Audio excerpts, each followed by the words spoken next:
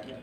Parang gusto nila inunsad ngayon, kung naaalala niyo, dahil po naman yung nagsimula ng modified mall hours pagkatapos one. Direct po yun di ba? Itong bus train ngayon, medyo tumatama yung konsepto nila, may mga reklamo, pero babalik po yan sa pangangailangan ng isang mas epektibong mass transport system. Kailangan mo kasi kasi sa privado, Senator.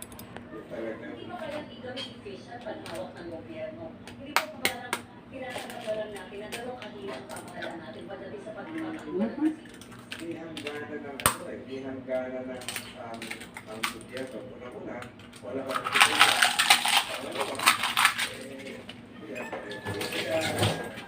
Iba yung privado. Kaya nga, ang privado, siguro mas mataas yung cost.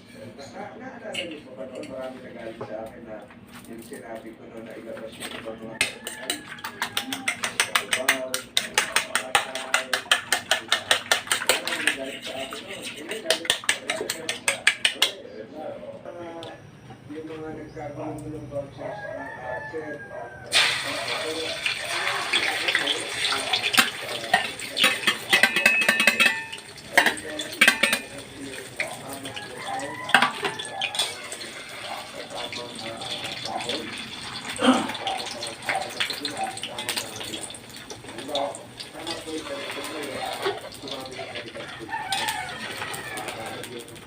yung lumalabas tayo sa dapat po sa 75,000 lang ang doktor sa Pilipinas. Eh kung American Media Science, nalabas na sa doktor, 30,000. Ay pinagin natin idea kayo para dapat yung mga medical schools